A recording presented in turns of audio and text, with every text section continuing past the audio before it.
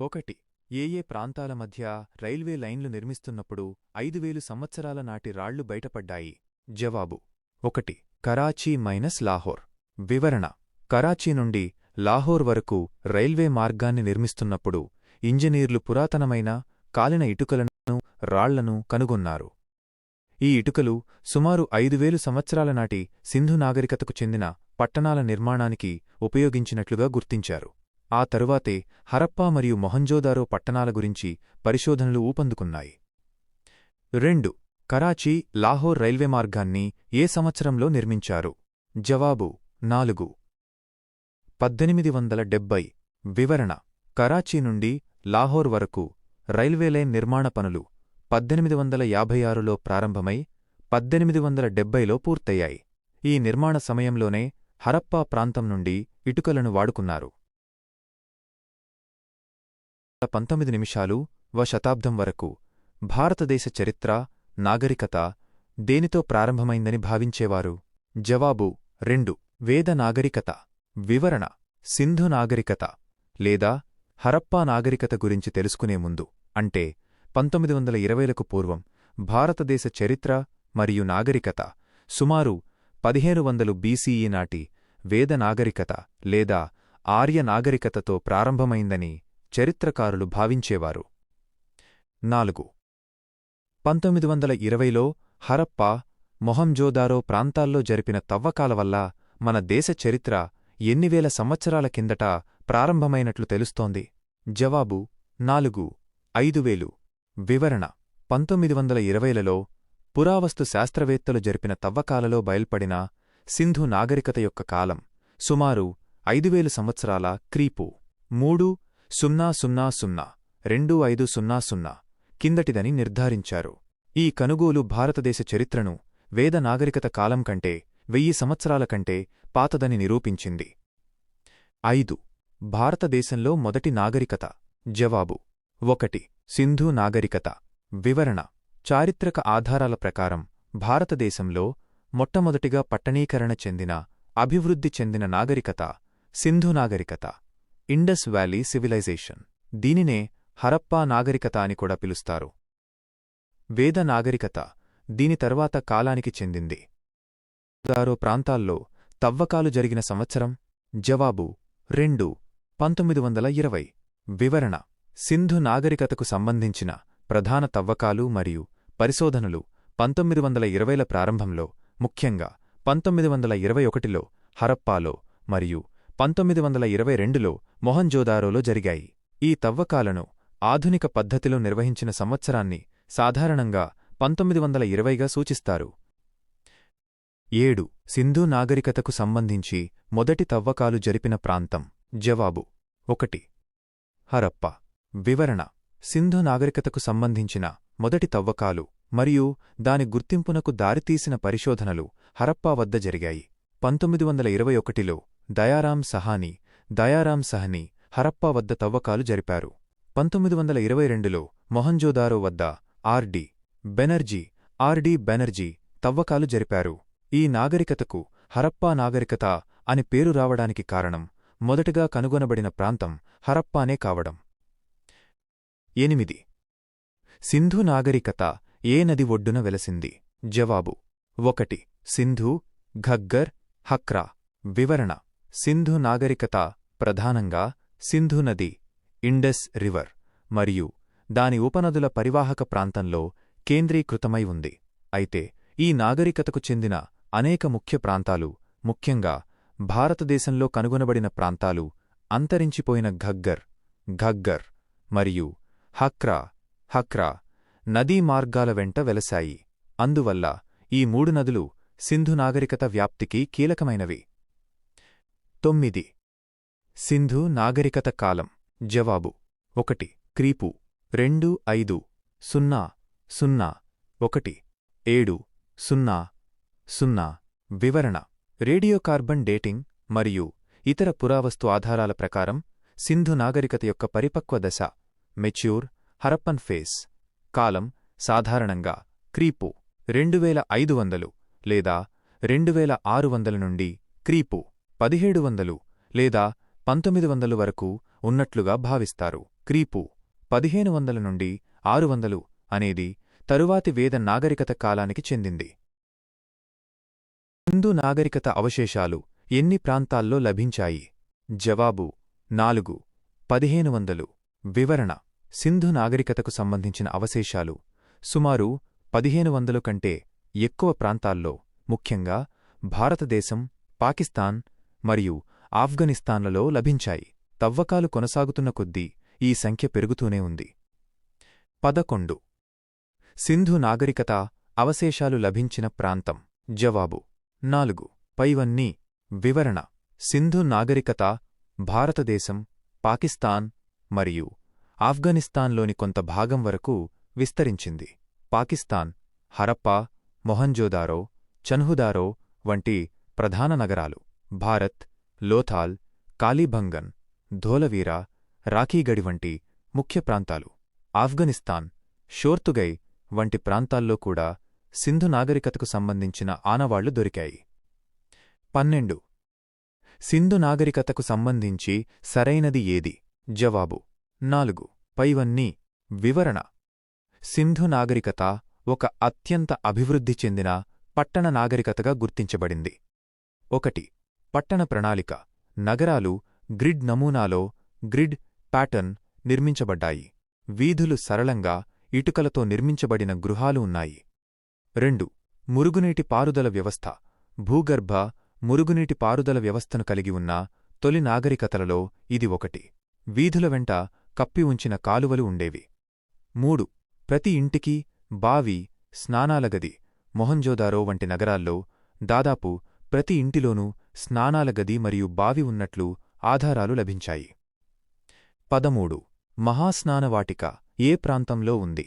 జవాబు 2. మొహంజోదారో. వివరణ: సింధు నాగరికత నిర్మాణాలలోకెల్లా అత్యంత ప్రసిద్ధి చెందిన వాటిలో మహాస్నానవాటిక ద గ్రేట్ బాత్ ఒకటి. ఇది మొహంజోదారో నగరంలోని ఎత్తైన ప్రాంతం సిటిడెల్లో లభించింది.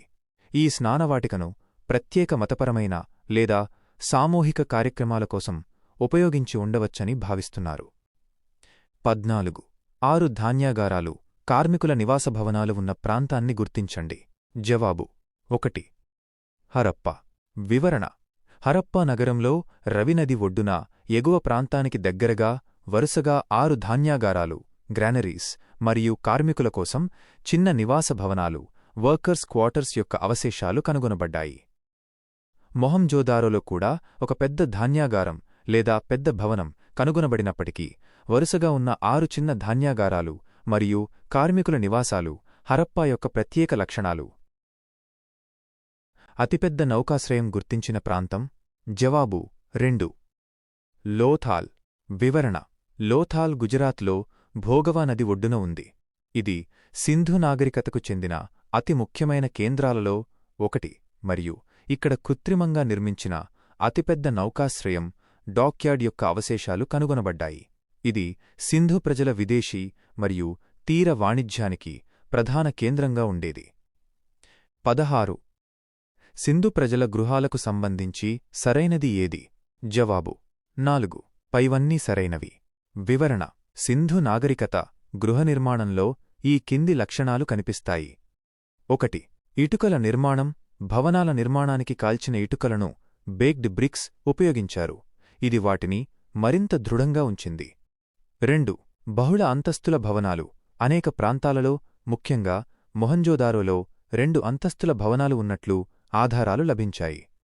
3. వ్యర్థాల పారుదల. ప్రతి ఇంటినుంచి మురుగునీటిని చిన్న పైపుల ద్వారా లేదా కాలువల ద్వారా ప్రధాన వీధుల్లోని కప్పి ఉంచిన మురుగు కాలువలోకి పంపే అధునాతన వ్యవస్థ ఉండేది. 17. సింధు ప్రజల ప్రధాన వృత్తి. జవాబు 2. వ్యవసాయం. వివరణ: సింధు నాగరికత ప్రజల యొక్క ప్రధాన వృత్తి వ్యవసాయం. వీరు గోధుమ, బార్లీ, పప్పు, ధాన్యాలు, నువ్వులు, ఆవాలు మరియు మొట్టమొదటిసారిగా పత్తిని పండించారు. వ్యవసాయం తర్వాత పశుపోషణ, వ్యాపారం మరియు వివిధ కళలు వారి ఇతర ముఖ్యమైన వృత్తులు. 18. సింధు ప్రజల ప్రధాన వినోదం. జవాబు 2. చదరంగం. వివరణ: సింధు నాగరికత ప్రజలు వివిధ రకాల వినోదాలలో పాల్గొనేవారు.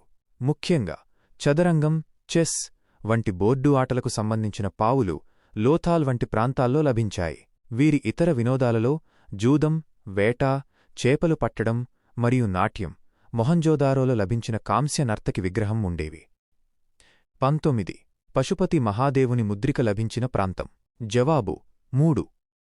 మొహంజోదారో. వివరణ: పురావస్తు శాస్త్రవేత్తలు మొహంజోదారోలో ఒక ప్రసిద్ధ ముద్రిక సీల్ను కనుగొన్నారు. ఈ ముద్రికపై ఒక యోగి భంగిమలో కూర్చున్న వ్యక్తి చుట్టూ 4 జంతువులు ఏనుగు, పులి, ఖడ్గమృగం, గేదె మరియు కింద 2 జింకలు ఉన్నాయి. ఈ ముద్రికను పశువులకు అధిపతిగా భావించే పశుపతి మహాదేవుని, శివుడి యొక్క పూర్వరూపం, ప్రతిరూపంగా భావిస్తారు. 20. సింధు ప్రజలు పూజించిన ప్రధాన దైవాలు వరుసగా. సమాధానం: 1.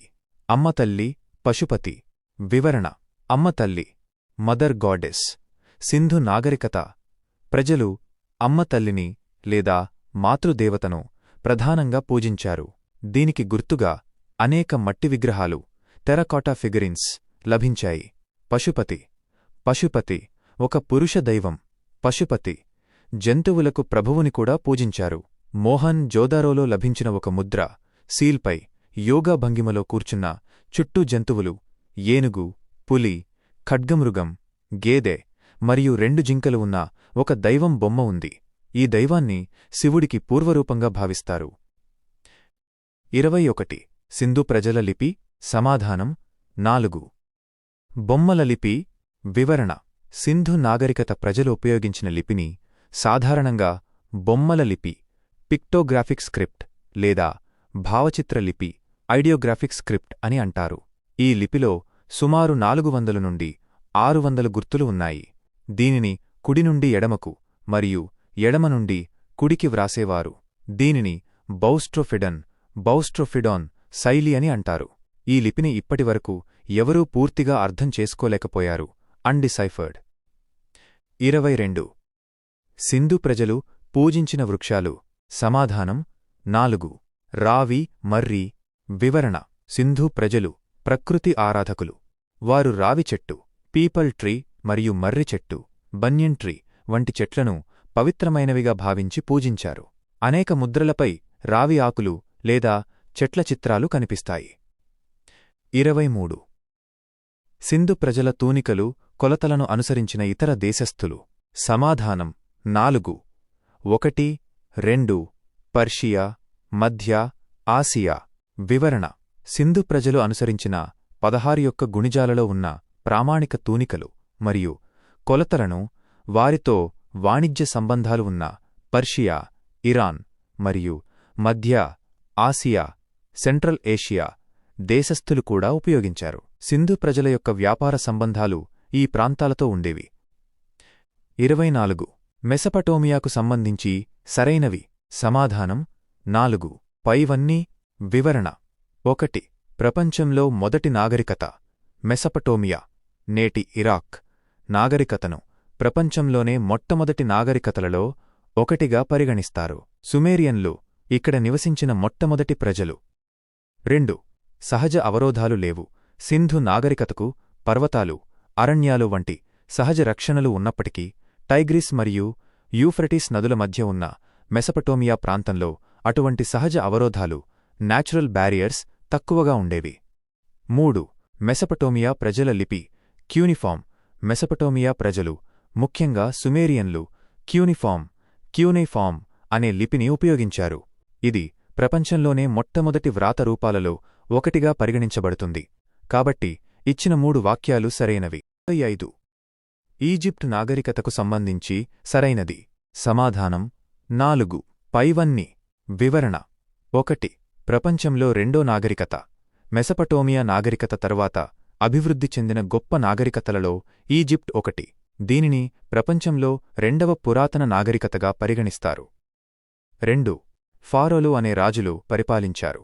ఈజిప్ట్ను పాలించిన రాజులను ఫారోస్ అని పిలిచేవారు. ఫారోలు దేవుడితో సమానంగా పరిగణించబడ్డారు మరియు వారి పాలన వంశపారంపర్యంగా ఉండేది. 3. హోరియోగ్లైఫిక్ అనేది ప్రజల లిపి. ఈజిప్ట్ ప్రజలు ఉపయోగించిన లిపిని హైరోగ్లిఫిక్ లిపి అంటారు. ఈ లిపిలో కూడా బొమ్మల గుర్తులు ఉండేవి. కాబట్టి పైన పేర్కొన్న 3 అంశాలు ఈజిప్ట్ నాగరికతకు సంబంధించి సరైనవి. 26. కిందివాటిలో ఏ నదికి వచ్చే వరదలను ఊహించవచ్చు? సమాధానం 2. నైలు. వివరణ: నైలు నది, నైల్ రివర్. ఈజిప్ట్ నాగరికతకు జీవనాధారమైన నైలు నది వరదలు ప్రతి సంవత్సరం ఒక నిర్దిష్ట సమయానికి దాదాపు జూలై మధ్యలో వచ్చేవి. ఈ వరదలు చాలా వరకు స్థిరంగా ఊహించడానికి వీలుగా ఉండేవి. అందుకే ఈజిప్టును నైలు నది యొక్క బహుమతి అని అంటారు. యూప్రటీస్, టైగ్రిస్, హొయాంగ్హో, సింధు నదుల వరదలు తరచుగా ఊహించలేనివిగా మరియు అకస్మాత్తుగా వచ్చేవిగా ఉండేవి. దీనివల్ల ఆయా ప్రాంతాలలో నష్టాలు సంభవించేవి. 27. కిందివాటిలో తప్పు జత ఏది? సమాధానం 2. సింధు నాగరికత మైనస్ గంగానది. వివరణ: 1. మెసపటోమియా, యూప్రటీస్, టైగ్రిస్ నదులు సరైన జత. మెసపటోమియా నదుల మధ్య భూమి ఈ 2 నదుల మధ్య అభివృద్ధి చెందింది. 2. సింధు నాగరికత గంగానది తప్పు జత. సింధు నాగరికత ప్రధానంగా సింధు నది, ఇండస్ రివర్ మరియు దాని ఉపనదుల జీలం, చీనాబ్, రావి, బియాస్, సట్లెజ్ లోయలలో అభివృద్ధి చెందింది. గంగానది లోయలో దీని ఆరంభదశ లేదు. 3. ఈజిప్ట్ నాగరికత నైలునది సరైన జత. నైలునది ఈజిప్ట్ నాగరికతకు ఆధారం. 4. చైనా నాగరికత హొయాంగా నది సరైన జత. చైనా నాగరికత హొయాంగ్హో ఎల్లో రివర్ నదిలోయలో అభివృద్ధి చెందింది. దీనిని చైనా దుఃఖదాయిని అని కూడా. 29. సింధు నాగరికతకు సంబంధించి అగ్ని ఆరాధన లేదా హోమగుండాలు లభించిన ప్రాంతం. సమాధానం 3. 1, 2 లోథాల్, కాలీబంగన్. వివరణ: అగ్ని ఆరాధన ఫైర్ వర్షిప్కు సంబంధించిన ఆధారాలు మరియు హోమగుండాలు ఫైర్ ఆల్టార్స్ ముఖ్యంగా 2 సింధు నాగరికత ప్రదేశాలలో లభించాయి. లోథాల్ గుజరాత్. ఇక్కడ అగ్ని బలిపీఠాలు ఫైర్ ఆల్టార్స్ కనుగొనబడ్డాయి. కాలీబంగన్ రాజస్థాన్. ఇక్కడ కూడా వరుసగా 7 అగ్ని బలిపీఠాలు 7 ఫైర్ ఆల్టార్స్ లభించాయి. ఇవి అగ్ని ఆరాధన ఉండేదని సూచిస్తున్నాయి. ఈ ఆధారాలను బట్టి సింధు ప్రజలలో కొన్ని ప్రాంతాలవారు అగ్నిని పూజించేవారని తెలుస్తోంది. 30. గ్రిడ్ ప్రణాళికను అనుసరించిన నాగరికత. సమాధానం 3. సింధు. వివరణ: గ్రిడ్ ప్రణాళిక గ్రిడ్ ప్లాన్ సింధు నాగరికత పట్టణాల యొక్క అత్యంత ముఖ్యమైన లక్షణం వారి ప్రణాళికాబద్ధమైన నిర్మాణం. పట్టణాలలో వీధులు ఒకదానికొకటి లంబకోణంలో రైట్ యాంగిల్స్ ఖండించుకుంటూ నగరాన్ని చతురస్రాకారపు లేదా దీర్ఘచతురస్రాకారపు బ్లాకులుగా విభజించాయి. దీనినే గ్రిడ్ సిస్టమ్ లేదా చదరంగపు పలక ఆకారమని అంటారు. మొహంజోదారో, హరప్పా వంటి ప్రధాన నగరాలు ఈ అధునాతన ప్రణాళికను అనుసరించాయి. 31. సింధు నాగరికత పతనానికి గల కారణం. సమాధానం 4. పైవన్నీ. వివరణ: సింధు నాగరికత పతనానికి ఒకే ఒక్క కారణం నిర్ధారించబడలేదు. వివిధ చరిత్రకారులు మరియు పురావస్తు శాస్త్రజ్ఞులు వివిధ సిద్ధాంతాలను ప్రతిపాదించారు. ఆర్యుల దండయాత్ర ఆరియన్ ఇన్వేజన్ థియరీ. కొంతమంది చరిత్రకారులు దీనిని ప్రధాన కారణంగా పేర్కొన్నారు. వరదలు ఫ్లడ్స్ సింధు నదికి మరియు దాని ఉపనదులకు తరచుగా వచ్చిన భయంకరమైన వరదలు మొహంజోదారో వంటి నగరాలను నాశనం చేశాయి. నదులు ఎండిపోవడం డ్రాయింగ్ అప్ ఆఫ్ రివర్స్. కొన్ని నదులు, ముఖ్యంగా సరస్వతి నది ఎండిపోవడం లేదా వాటి గమనాన్ని మార్చుకోవడం వల్ల ఆ ప్రాంతంలో నీటి కొరత ఏర్పడి వ్యవసాయం దెబ్బతిని ఉండవచ్చు.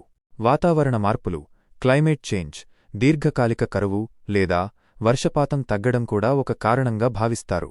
పైన పేర్కొన్న అన్ని కారణాలు వరదలు, నదులు ఎండిపోవడం, దండయాత్రలు లేదా వాటి కలయిక ఈ నాగరికత పతనానికి దోహదపడి ఉండవచ్చని పండితులు భావిస్తున్నారు. 32.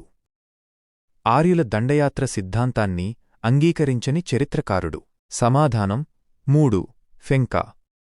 ఫేర్ సర్వీస్, ఫెంట్రెస్. బహుశా ఈ పేర్లలో ఒకరిని సూచిస్తూ ఉండవచ్చు. వివరణ: మార్టిమర్ వీలర్. ఈయన ఆర్యుల దండయాత్ర సిద్ధాంతానికి ప్రధాన ప్రతిపాదకుడు. హరప్పాలో కనుగొనబడిన అస్థిపంజరాల ఆధారంగా ఆర్య తెగల దాడుల వల్లనే సింధు నాగరికత పతనమైందని ఈయన గట్టిగా వాదించారు. ఫెంకా, ఫెంట్రెస్, ఫేర్ సర్వీస్, ఈయనతో సహా అనేకమంది ఆధునిక చరిత్రకారులు ఆర్యుల దండయాత్ర సిద్ధాంతాన్ని అంగీకరించరు. వీరు ముఖ్యంగా నదీ మార్గాలు మారడం, వాతావరణ మార్పులు లేదా ఆర్థిక పతనం వంటి అంతర్గత మరియు పర్యావరణ కారణాల వల్లనే ఈ నాగరికత అంతమైందని నమ్ముతారు. 33. చాలా వరకు అమ్మతల్లి విగ్రహాలు దేనితో చేశారు? సమాధానం 4. మట్టి. వివరణ: సింధు నాగరికతలో లభించిన వేలాది అమ్మతల్లి మదర్ గాడ్డెస్ విగ్రహాలలో చాలా వరకు టెర్రకోటా అంటే కాల్చిన మట్టి, క్లేతో చేసినవి. ఈ విగ్రహాలు సింధు ప్రజలలో ఉన్న మాతృదేవత ఆరాధనను సూచిస్తాయి. 34. సింధు నాగరికతకు సంబంధించి సరికానిది. సమాధానం 4. సింధు ప్రజల లిపిని అందరూ అర్థం చేసుకుంటున్నారు. వివరణ: 1. కాంస్యంతో చేసిన నాట్యబాలిక విగ్రహం సింధు ప్రజలది, సరైనది. మొహంజోదారోలో లభించిన కాంస్య, బ్రాంజ్, నృత్యబాలిక, డాన్సింగ్ గర్ల్ విగ్రహం సింధు ప్రజల కళా నైపుణ్యానికి ఒక అద్భుతమైన ఉదాహరణ. 2. వీరు స్వస్తిక్ గుర్తును సాధారణంగా ఉపయోగించారు, సరైనది. సింధు ముద్రలు, సీల్స్ మరియు కుండలపై స్వస్తిక గుర్తు, అలాగే చక్రం వంటి గుర్తులు కనుగొనబడ్డాయి. 3. సింధు ప్రజలు అలంకరణ ప్రియులు, సరైనది. సింధు ప్రజలు ఆభరణాలు, దుస్తులు, జుట్టు అలంకరణకు ప్రాముఖ్యత ఇచ్చేవారు. అనేక ప్రదేశాలలో పూసలు, గాజులు, మేకప్ సామాగ్రి లభించాయి. 4. సింధు ప్రజల లిపిని అందరూ అర్థం చేసుకుంటున్నారు, సరికానిది. సింధు నాగరికత లిపిని ఇప్పటికీ అర్థం చేసుకోలేదు, అన్డిసైఫర్డ్. ఈ లిపిని చదవడంలో విఫలమవడం వల్లనే ఆ నాగరికత గురించి పూర్తి వివరాలు తెలియడం లేదు. 35. ఆర్యుల జన్మస్థలం ఏది? సమాధానం 4. స్పష్టంగా చెప్పలేం. వివరణ: ఆర్యన్స్ జన్మస్థలంపై చరిత్రకారులలో ఏకాభిప్రాయం లేదు, మరియు అనేక సిద్ధాంతాలు ప్రచారంలో ఉన్నాయి. మధ్య Asia, central Asia max Muller ప్రతిపాదించిన ఈ సిద్ధాంతం ఇప్పటికీ అత్యంత ఆమోదయోగ్యమైనదిగా పరిగణించబడుతున్నప్పటికీ ఇది కేవలం ఒక సిద్ధాంతం మాత్రమే. ఆర్కిటిక్ ప్రాంతం బాల గంగాధర తిలక్ ఈ సిద్ధాంతాన్ని ప్రతిపాదించారు. ఆల్ప్ పర్వత ప్రాంతం, ఆల్ప్స్ మౌంటైన్ రీజియన్ కొంతమంది యూరోపియన్ పండితులు ఈ సిద్ధాంతాన్ని ప్రతిపాదించారు. స్పష్టంగా చెప్పలేం. జన్యుపరమైన మరియు భాషా ఆధారాలు కొంతవరకు మధ్య ఆసియా సిద్ధాంతానికి మద్దతు ఇచ్చినా ఆర్యుల మూలానికి సంబంధించి నిర్దిష్టమైన మరియు అందరూ అంగీకరించే ఆధారం ఇప్పటికీ లేదు. అందుకే ఈ ప్రశ్నలకు సమాధానం స్పష్టంగా చెప్పలేం అని చెప్పడం సరైనది. 36. ఋగ్వేదంలో ఎక్కువసార్లు ప్రస్తావించిన నది. సమాధానం 1. సింధు.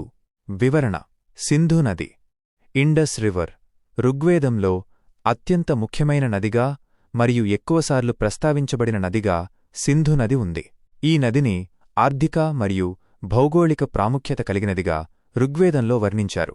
సరస్వతీ నది, సరస్వతి రివర్ ఋగ్వేదంలో అత్యంత పవిత్రమైన నదిగా లేదా నదీతం, నదుల తల్లిగా సరస్వతీ నదిని ప్రస్తావించారు, కాని ఎక్కువసార్లు ప్రస్తావించింది మాత్రం సింధు నదిని. 37. ఆర్య నాగరికత భారతదేశంలో మొదట ఏ ప్రాంతంలో వికసించింది? సమాధానం 1. సింధు - సరస్వతీ ప్రాంతం. వివరణ: తొలివేద కాలం, ఎర్లీ వేదిక్ పీరియడ్, సుమారు క్రీపు 1500 క్రీపు 1000. భారతదేశంలో ఆర్యులు మొదట సప్త సింధు ప్రాంతంలో 7 నదుల ప్రాంతం స్థిరపడ్డారు. ఈ ప్రాంతం ప్రధానంగా సింధు నది, ఇండస్ రివర్ మరియు దాని 5 ఉపనదులు జీలం, చీనాబ్, రావి, బియాస్, సట్లెజ్ మరియు అంతరించిపోయినట్లు భావిస్తున్న సరస్వతి నది చుట్టూ విస్తరించి ఉంది. ఈ ప్రాంతాన్ని పంజాబ్ మరియు దాని చుట్టుపక్కల ప్రాంతాలుగా గుర్తించారు. 38. వేద సాహిత్యానికి సంబంధించి సరైంది. సమాధానం 4. పైవన్నీ సరైనవి. వివరణ: 1. వేదమంటే అత్యున్నత జ్ఞానం లేదా ఆత్మజ్ఞానం, సరైనది. వేదమనే పదానికి మూలం విడ్ అనే సంస్కృత ధాతువు. దీని అర్థం తెలుసుకోవడం, లేదా జ్ఞానం. 2. వేదాలను శృతులు అని పిలుస్తారు. సరైనది. వేదాలను గురువుల నుండి శిష్యులు వినడం, శ్రవణం ద్వారా నేర్చుకున్నారు, రాయడం ద్వారా కాదు. అందుకే వీటిని వినబడినవి అనే అర్థంలో శృతులు, శృతీస్ అని పిలుస్తారు. 3. భారతీయ యోగాకు వేదాలే ఆధారం. సరైనది. వేదాలలో, ముఖ్యంగా ఉపనిషత్తులలో జ్ఞానం, ధ్యానం మరియు ఆత్మశుద్ధి గురించి ప్రస్తావించబడింది. ఇవి తరువాతి కాలపు యోగా తత్వానికి మూలాధారాలుగా నిలిచాయి. కాబట్టి పైన పేర్కొన్నవన్నీ వేద సాహిత్యానికి సంబంధించి సరైనవి. 39. కిందివాటిలో వేదకాలం. సమాధానం 1.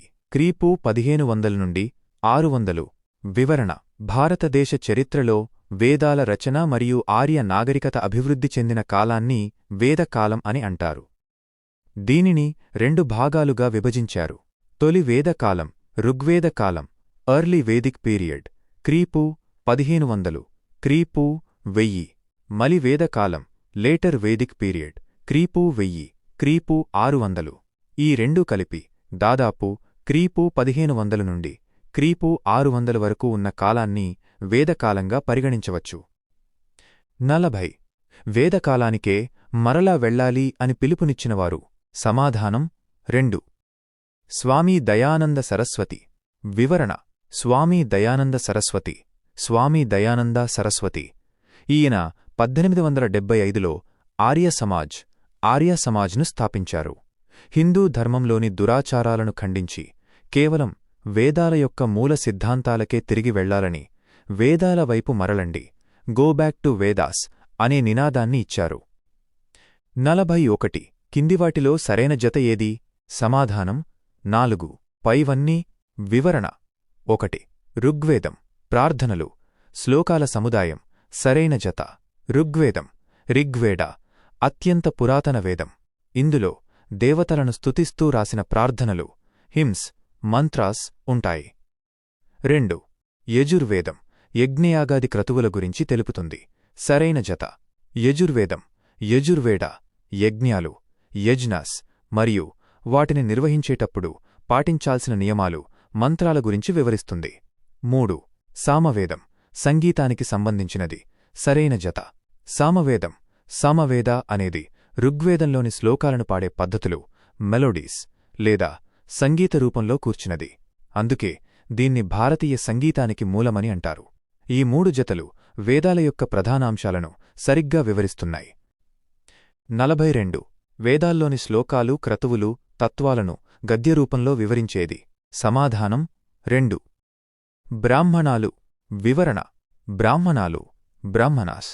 ప్రతి వేదానికి ఒక బ్రాహ్మణం ఉంటుంది. ఇవి వేదాలలోని మంత్రాలు, మ్యాంట్రాస్ మరియు యజ్ఞయాగాదుల రిచువల్స్ యొక్క అర్థం మరియు ప్రాముఖ్యతను గద్యరూపంలో ప్రోస్ వివరిస్తాయి. అవి యజ్ఞాలు నిర్వహించే విధానాన్ని విపులంగా తెలియచేస్తాయి. ఉపనిషత్తులు. ఇవి తత్వశాస్త్రం, ఫిలోసఫీ మరియు ఆత్మజ్ఞానం గురించి వివరిస్తాయి. అరణ్యకాలు. ఇవి బ్రాహ్మణాలు మరియు ఉపనిషత్తుల మధ్య వారధులుగా ఉండి అడవుల్లో ఏకాంతంగా ఉండే సాధువుల కోసం రాసినవి. 43. ఆత్మ, ప్రకృతి రహస్యాల గురించి తెలియజేసేవి ఏవి? సమాధానం 1. ఉపనిషత్తులు. వివరణ: ఉపనిషత్తులు, ఉపనిషద్స్, వేద సాహిత్యంలోని చివరి భాగం ఉపనిషత్తులు. ఇవి ప్రధానంగా తత్వశాస్త్రం, ఫిలాసఫీ, ఆత్మ, ఆత్మన్, పరమాత్మ, బ్రహ్మన్ మరియు ప్రకృతి, నేచర్ యొక్క లోతైన రహస్యాలు, జ్ఞానం మరియు వాటి మధ్య సంబంధాల గురించి వివరిస్తాయి. వీటిని వేదాంతం, వేదాంత అని కూడా అంటారు. 44. తొలి వేదకాలం అంటే? సమాధానం 1. క్రీపు 1.1500 -1000. వివరణ: భారతీయ చరిత్రలో వేదకాలాన్ని 2 ప్రధాన భాగాలుగా విభజించారు. తొలి వేదకాలం ఎర్లీ వేదిక్ పీరియడ్ లేదా ఋగ్వేదకాలం క్రీపు 1500 నుండి క్రీపు 1000 వరకు. ఈ కాలంలోనే ఋగ్వేదం రచించబడింది. మలి వేదకాలం లేటర్ వేదిక్ పీరియడ్ క్రీపు 1000 నుండి క్రీపు 600 వరకు. 45. ఆర్యుల కాలంలో తెగకు నాయకుడిని ఏమని పిలిచేవారు? సమాధానం 4. రాజన్. వివరణ. తొలి వేదకాలంలో ఆర్యులు అనేక తెగలుగా జానా నివసించేవారు. ఈ తెగకు ట్రైబ్ నాయకుడిని రాజన్, రాజన్ లేదా గోపా అని పిలిచేవారు. రాజన్ ప్రధాన విధి తెగను రక్షించడం, ప్రొటెక్టర్, ముఖ్యంగా యుద్ధ సమయంలో నాయకత్వం వహించడం. అతనికి వంశపారంపర్యంగా అధికారం ఉండేది కాదు, తెగ యొక్క ఆమోదం ఉండేది. 46. తొలి వేదకాలంలో రాజన్కు సలహాలు ఇచ్చే సంస్థ. సమాధానం 3. 1, 2 సభ, సమితి. వివరణ. తొలి వేదకాలంలో రాజన్కు సలహా ఇవ్వడానికి మరియు పరిపాలనలో సహాయం చేయడానికి 2 ముఖ్యమైన సంస్థలు ఉండేవి. సభ ఇది వృద్ధులు మరియు ముఖ్యమైన వ్యక్తులతో కూడిన పెద్దల సభ, కౌన్సిల్ ఆఫ్ ఎల్డర్స్. ఇది న్యాయ విధులను కూడా నిర్వర్తించేది. సమితి ఇది తెగలోని సాధారణ ప్రజల సభ, జనరల్ అసెంబ్లీ. ఇది రాజన్ యొక్క ఎన్నికలో ముఖ్యమైన పాత్ర పోషించేది మరియు ముఖ్యమైన రాజకీయ చర్చలు ఇక్కడ జరిగేవి. 47. తొలి వేదకాలానికి సంబంధించి సరైనది. సమాధానం 4. పైవన్నీ. వివరణ. 1. కుటుంబం సమాజానికి ప్రాథమిక అంగం. సరైనది. తొలి వేదకాలంలో సమాజానికి కుటుంబం, కుల అత్యంత ప్రాథమిక యూనిట్. అనేక కుటుంబాలు కలిసి ఒక గ్రామాన్ని, గ్రామాలు కలిసి ఒక తెగను, జానా ఏర్పరిచేవి. 2. కుటుంబానికి పెద్ద తండ్రి. సరైనది. వేద సమాజం పితృస్వామ్య, పేట్రియార్కల్ వ్యవస్థను అనుసరించింది. కుటుంబానికి పెద్ద తండ్రి లేదా పెద్ద మనిషి, అతన్ని కులపతి అని పిలిచేవారు. 3. యుద్ధ ఖైదీలను దాసులు అని పిలిచేవారు. సరైనది. యుద్ధాల్లో పట్టుబడిన వ్యక్తులను లేదా ఓడిపోయిన స్థానిక స్థిరపడిన వారిని దాసులు, డాసాస్ లేదా దస్యులు, డాస్యస్ అని పిలిచేవారు. వీరిని ఎక్కువగా ఇంటి పనులకు ఉపయోగించేవారు. కాబట్టి పైన పేర్కొన్న 3 అంశాలు తొలి వేదకాల సమాజానికి సంబంధించి సరైనవి. 48. తొలి వేదకాలంలో ఆర్యేతరుల మధ్య తేడా. సమాధానం 4. పైవన్నీ. వివరణ. తొలి వేదకాలంలో ఆర్య తెగల ప్రజలకు తమను తాము ఆర్యాలు అని పిలుచుకున్నారు మరియు స్థానిక ప్రజలకు దాసులు లేదా దస్యులు మధ్య తేడాలు ప్రధానంగా ఈ విధంగా ఉండేవి. 1. చర్మరంగు, కలర్, వర్ణ. ఆర్యులు స్థానిక ప్రజల కంటే తెల్లగా ఉండేవారని నమ్ముతారు. అందుకే వేదాలలో వర్ణ వ్యవస్థ చర్మరంగు ఆధారంగా ఏర్పడింది. 2.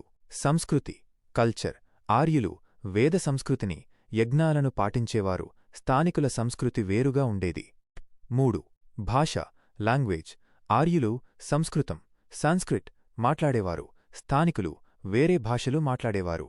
ఈ కారణాల వల్ల ఈ 2 సమూహాల మధ్య తేడా, డిఫరెన్స్ స్పష్టంగా ఉండేది.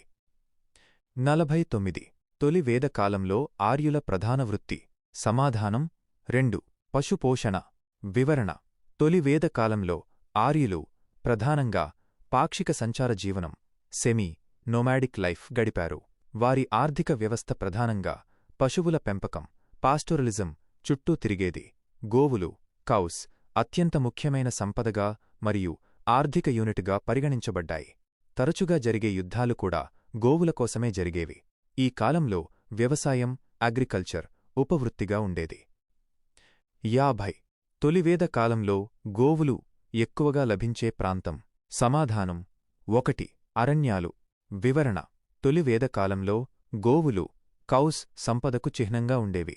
ఆ కాలంలో గోవులు ఎక్కువగా అడవుల్లో, ఫారెస్ట్స్ లేదా పచ్చిక బయళ్లలో మేసేవి. తెగలు తరచుగా పశువుల మేత కోసం అడవుల చుట్టూ సంచరించేవారు. అందుకే పశువుల కోసం జరిగే యుద్ధాలను గవిష్టి అని పిలిచేవారు.